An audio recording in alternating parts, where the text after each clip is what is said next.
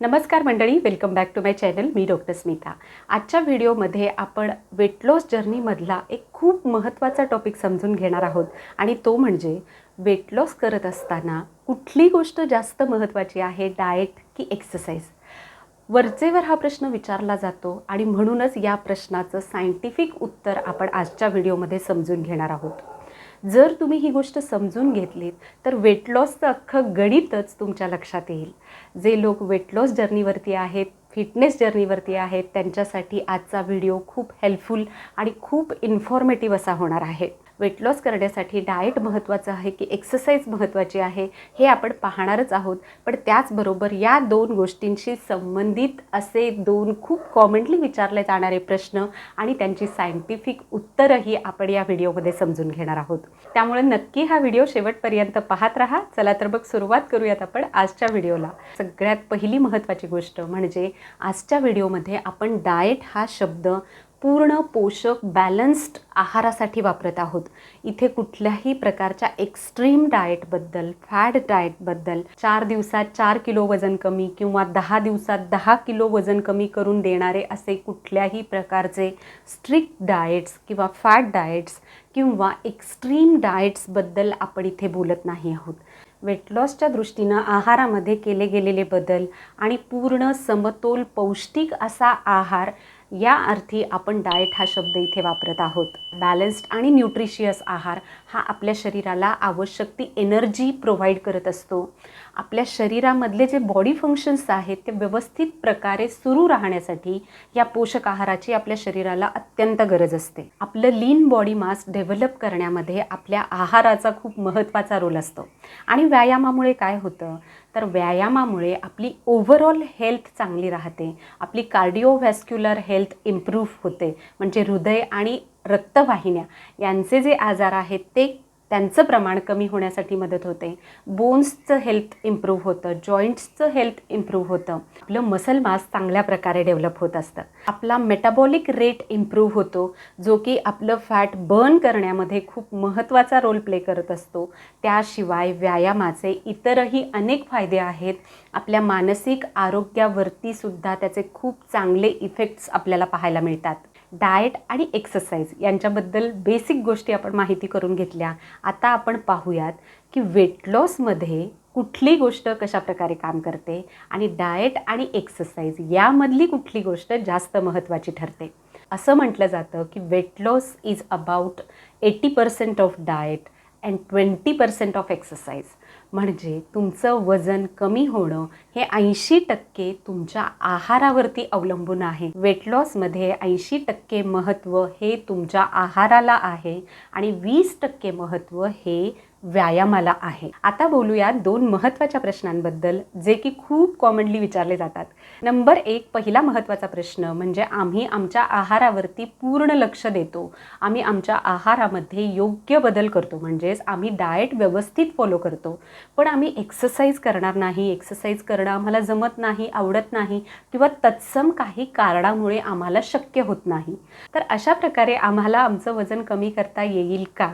तर याचं उत्तर असं आहे की हो, डाएट करेक्टली फॉलो करून तुम्हाला तुमचा वेट लॉस नक्की करता येतो. तुम्ही जर व्यवस्थित आणि करेक्टली डाएट फॉलो केलं तर तुम्हाला वेट लॉस नक्कीच अचीव करता येतो. आहारामध्ये केलेल्या बदलांमुळं कॅलरी डेफिसिट तयार होतो आणि त्यामुळं आपल्याला चांगला वेट लॉस दिसून येतो. पण इथे आपण अजिबात व्यायाम करत नाही आहे. त्यामुळे आपल्या शरीरामध्ये जे काही बदल होतात त्यावरती आता लक्ष देऊया. अशा वेळेला तुम्हाला लो एनर्जी फील होऊ शकते, म्हणजेच थकवा जाणवू शकतो. मसल मास कमी होऊ शकतं आणि बऱ्याच प्रमाणात मेटाबॉलिक रेटसुद्धा स्लो डाऊन होतो. त्यामुळं तुमच्या आहारामध्ये तुम्ही बदल केल्यानंतर सुरुवातीला जरी तुम्हाला तुमचा चांगला वेट लॉस दिसून आला तरीसुद्धा हा वेट लॉस लाँग टर्ममध्ये तसाच राहत नाहीत आणि बऱ्याच वेळेला वेट लॉस प्लॅट्यूज ज्याला म्हटलं जातं अशा प्रकारच्या कंडिशन्स निर्माण होतात. सुरुवातीला वेट लॉस दिसला आणि नंतर वेट स्टक झालं नंतर कितीही आहारामध्ये बदल केले तरीसुद्धा आपल्याला अपेक्षित परिणाम दिसत नाहीत, अशा प्रकारच्या कंडिशन्स निर्माण होण्याची शक्यता असते. थकवा, low energy feeling, muscle mass कमी होत जाणं यासारख्या गोष्टी होत राहिल्यामुळं याला आपण हेल्दी वेट लॉस म्हणू शकत नाही. आणि ही एक चांगली वेट लॉस स्ट्रॅटेजी आहे असं आपल्याला म्हणता येणार नाही. इनफॅक्ट अशा प्रकारच्या वेट लॉस स्ट्रॅटेजीजमुळं तुम्हाला तुमचा मसल लॉस दिसून येईल आणि बॉडी फॅट काही प्रमाणात पूर्वीपेक्षा सुद्धा जास्त वाढलेलं दिसून येईल. आता बोलूया दुसऱ्या महत्त्वाच्या प्रश्नाबद्दल, जो बिलकुल पहिल्या प्रश्नाच्या ऑपोजिट आहे. म्हणजे काही लोकांचं असं म्हणणं असतं की आम्ही व्यायाम करतो, हवा तितका व्यायाम, तुम्ही सांगाल तितका व्यायाम करतो, पण आम्ही अजिबात डाएटवरती लक्ष देणार नाही. आहारामधले कुठलेही बदल करणं आम्हाला शक्य नाही. आहारामध्ये कुठलेही बदल न करता फक्त व्यायाम आम्ही व्यवस्थित केला तर आम्हाला वजन कमी करता येईल का? बऱ्याच लोकांचं असं म्हणणं असतं की पुरेशा प्रमाणात आम्ही व्यायाम करतो, मग आम्हाला आहारावरती नियंत्रण ठेवण्याची गरजच काय? तर अशा परिस्थितीमध्ये आम्हाला आमचं वजन कमी करता येईल का? तर याचं उत्तर नाही असं आहे.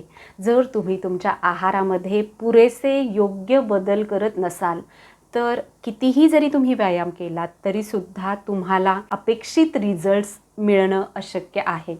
कारण आपल्या वेट लॉसमध्ये सगळ्यात महत्त्वाचा आपला आहार आहे, ज्याला 80% मार्क्स आहेत आणि व्यायामाला 20% मार्क्स आहेत. त्यामुळे हे 20% मार्क्स तुम्ही कितीही प्रयत्न करून पूर्णच्या पूर्ण जरी मिळवले तरीसुद्धा 80% मार्क्स तुम्हाला जर मिळवता आले नाहीत तर त्यातून अपेक्षित परिणाम साध्य होणं अशक्य आहे. आता या गोष्टीची सत्यता पडताळून पाहण्यासाठी अमेरिकेमध्ये ॲरिझोना स्टेट युनिव्हर्सिटीमध्ये एक प्रयोग केला गेला, ज्यामध्ये 81 ओव्हरवेट महिलांना निवडण्यात आलं आणि त्यांना 3 महिन्याचा फिटनेस प्रोग्राम ठरवून देण्यात आला. या महिलांकडून आठवड्याचे 6 दिवस हाय टू मॉडरेट इंटेन्सिटी वर्कआउट्स करून घेण्यात आले, ज्यामध्ये ट्रेडमिल्सचा सुद्धा समावेश होता.